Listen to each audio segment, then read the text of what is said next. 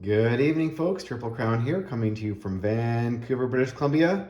Well, it's been a long day, and I have some good news and maybe some bad news. Well, good news for me, because I'm very excited. I'm leaving tomorrow morning to go to St. Louis to play in the BBR tournament with Detroit and Sired as my partner. So, very excited about that.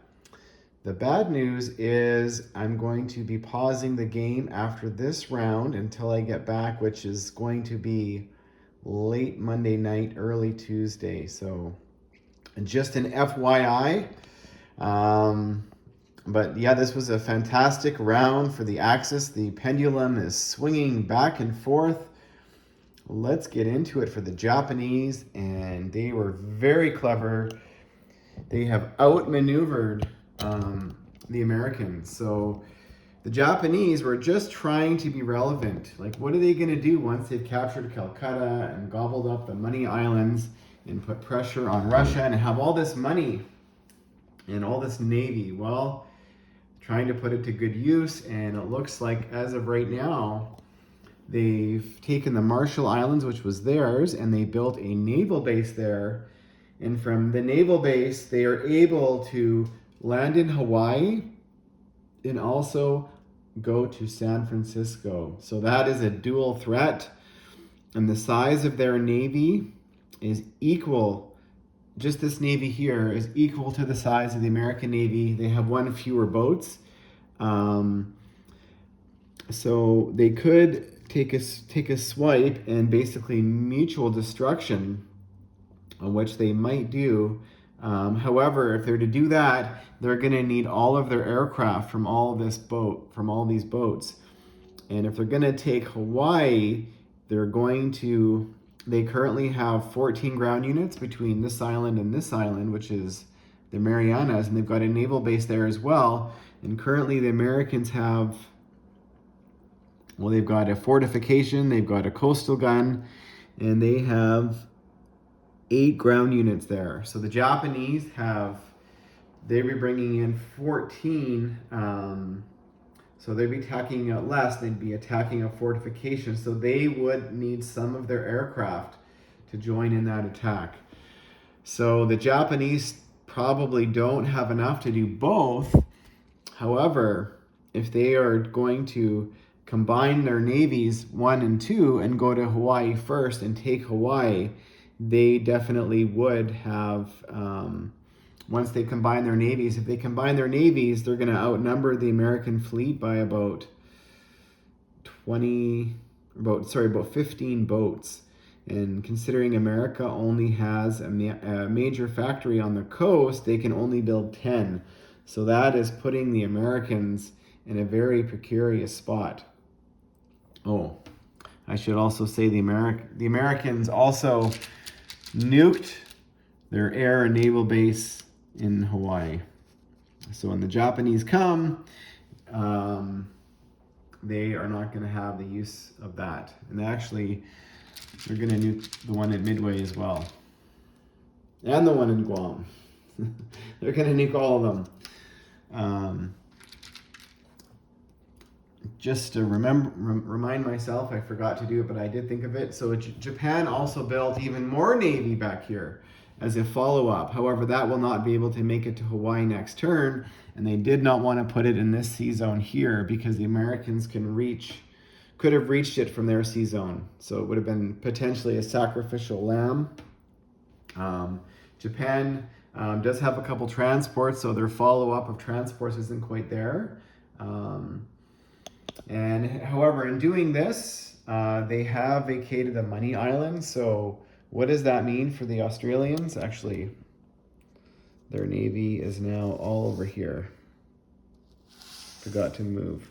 So their navy is all over here, except for the naval transport that they just built. So they did build a naval transport.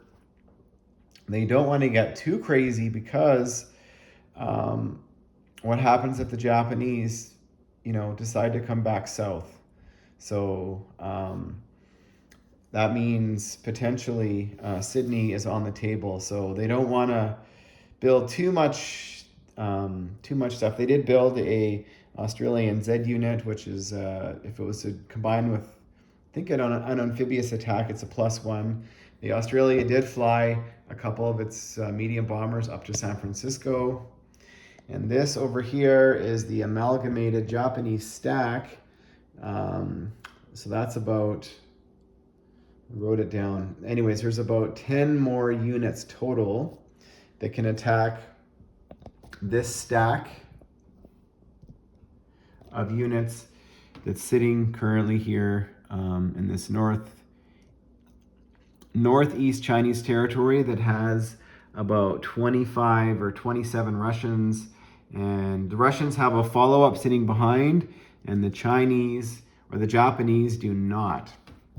The Japanese decided to send their cavalry to at least take a poke at a couple of the Japanese forces in Shanghai, because the cavalry only defended 2, and they were attacking, I think they killed about 3 units that were there, and they did not suffer a casualty. So that was just to take a poke, which worked out in the Japanese favor.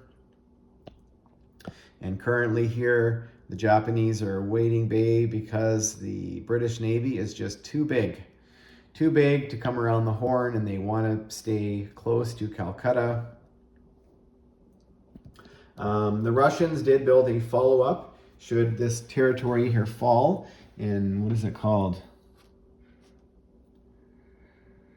Urumqi. So they've got a follow-up of a couple heavy armor units, a couple heavy artillery, and 3 infantry. And the British also have a potential follow-up of 3 mech, 5 armor, 3 heavy bombers, and 3 aircraft. So that is a nice follow-up. The Germans and the British are playing ping pong with Moscow, and currently,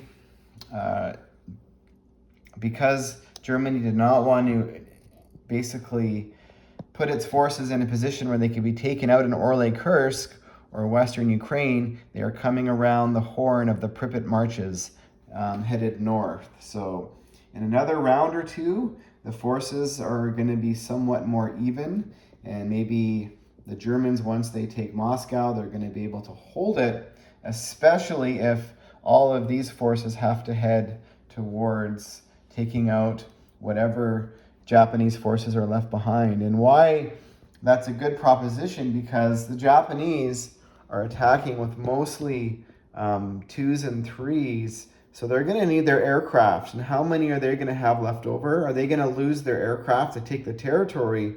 So Japan, when they attack, they're going to have to be mindful of how many ground units they have left over, because they are going to be susceptible from 2 counterattacks, which are nothing to, they're fairly significant.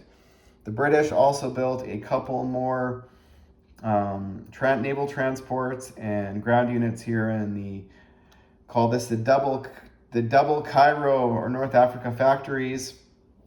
And the Germans, let's over here on the Western Front, people keep asking me what's happening with Italy, Well, the Germans decided to actually I'll go up here first. They backed out of Reims because that was a lost cause, and which meant now they've got a factory, they're just building infantry in Western Germany, and that's pretty, at least safe for next turn. Because they'll be able to push back these 3 units here. However, the Allies are all now in Marseille, not Paris anymore. Paris is pretty locked down, and so the Germans saw that coming. So the German moved all their fast movers over here to is it Bavaria? So they're in Bavaria, so they can go 1, 2, and take back Turin should the Allies capture it. So that's their counterattack. So this is the round of positioning and counterattacks. And I like what the Germans have done here. This is actually in Turin. This is the territory in Turin. And they brought down 2 trains. So they've got now 7 infantry in Turin. And they did bring down some medium armor. They've got 13 medium armor. And the Italians they've got a fortification. and 32 units, 32 infantry, plus another 5, so 37. So that is huge, and the British and the Americans might be able to attack and take it out next turn in combination with the French. However, remember I mentioned all the units that were in Bavaria? Well, this is all the German heavy armor and fast movers that can all move 2 spaces in Bavaria. And so that is scary. And that also, if need be, there's also a Tiger tank and another Panzer V and another Panzer IV that are ready to go, along with a medium and heavy bomber.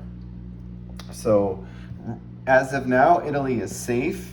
So what if the British do happen to lose Stalingrad at some point? Possibly, because currently in Rome there's only 13 infantry. So the British might have to rethink that, and maybe, I don't know, now that they're in Marseille, they're going to have to get some of these American transports around here to do a double tap. So they're also going to be threatening Turin, but they're also going to be threatening Rome, so to speak. So they're going to have to, that is a possibility. But that is it, folks. We are going to have to pause here. Round 12, 13, 14, 15, so 4 more rounds. I'm thinking now, but the pendulum keeps swinging, you know, once the Japanese take Hawaii, that is going to be fairly huge, a fairly big momentum swing in the game. So very curious to see how that plays out. And I also think the Axis are going to be able to hold on to Moscow eventually and eventually push into Stalingrad. Yes, so that is, but then again, I've been wrong before. So thanks for watching, folks, and stay tuned until next week.